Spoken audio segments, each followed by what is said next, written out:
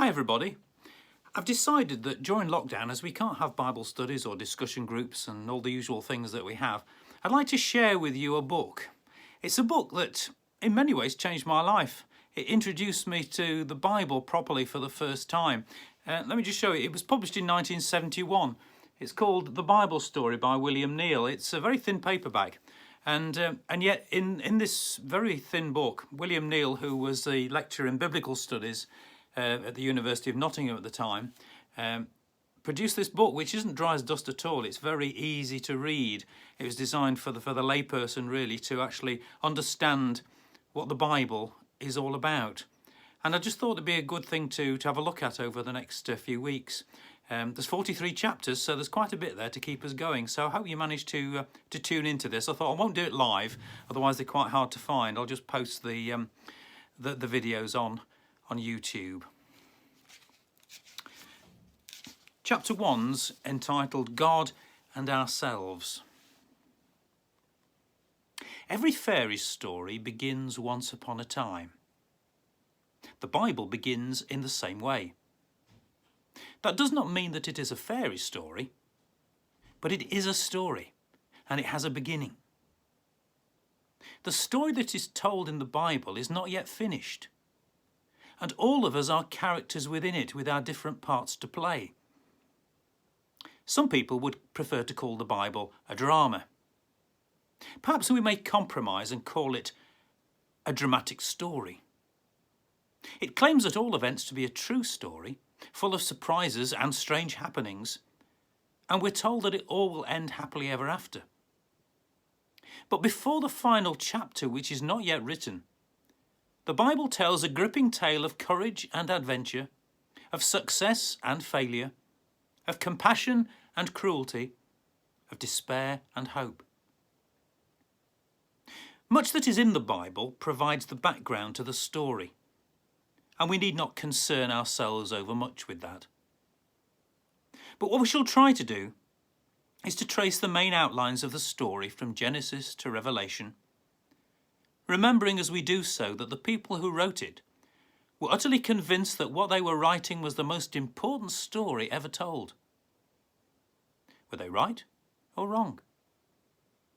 This is something about which each of us must make up his or her own mind. For unlike other stories, the Bible story is not one that we can read for entertainment or amusement and then forget. If we come to the conclusion that it is a true story, then all that we do and say will be affected by it. For it is indeed a book about our life, how to make sense of it, and how to get the most out of it. Whatever else the Bible has to say, it makes it quite plain from the outset that life will have neither meaning nor purpose unless we begin with God. The first 4 words of the story of the Bible begin with God. They don't tell us once upon a time, but in the beginning, God. Everything that the Bible has to say about the world and ourselves is based on the claim that we're not here by chance or accident, that whatever happens is meaningful and not meaningless, and that we're all included in a great creative purpose, the author of which is God. As the Bible story unfolds, it becomes clearer what the writers meant by God. But here at the beginning of the story, it will be foolish to pretend that they will be satisfied with any suggestion that God is simply a creation of our own imagination, or a useful name to describe everything that exists. God is above, beyond, around, and within us, distinct from the universe because he created it, but within the universe as the power that keeps it and us going. So right at the start stands the claim that God existed before there was any universe at all, and that it was his act that brought it into being. When we read the first chapter of Genesis, we must not expect a scientific account of how he did it. For the writer is a poet who looks around at the beauty of earth and sky, the sun, the moon and the stars, at men and women in all their rich variety, at birds in flight and beasts in the field and the forest, and who says quite simply that this is all the handiwork of God. It makes no difference to this claim whether we think that the process of evolution took millions or billions of years, or whether we think in terms of untold galaxies, some of them possibly inhabited, stretching out into apparently endless space. This was certainly not the way the biblical writers thought about it. But even if they had known what we know now about biology, astronomy and the rest, they would probably have begun their story in the same way. For their claim is simply that behind all that we see or even dimly guess is the mind and the purpose of God. And in God's scheme of things, man has a major role to play. Amidst all the wonder and the beauty of God's created world, man is singled out for special status. He's an animal with kinship to the rest of the animal kingdom, but he is different from the rest of creation in that he's made in the image of God. This suggests that there is something godlike in every human being, a spark of the divine, which enables man alone among the animal kingdom to establish a relationship with God. Man is given control of the created world. He's the crown of creation, subject only to the sovereignty and authority of God. But this ultimate authority of God is just what man has never been willing to accept.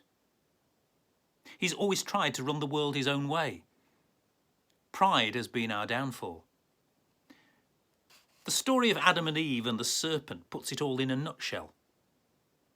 We're of course not meant to believe that this is the life story of the first man and the first woman, any more than we're expected to believe in a serpent that talks.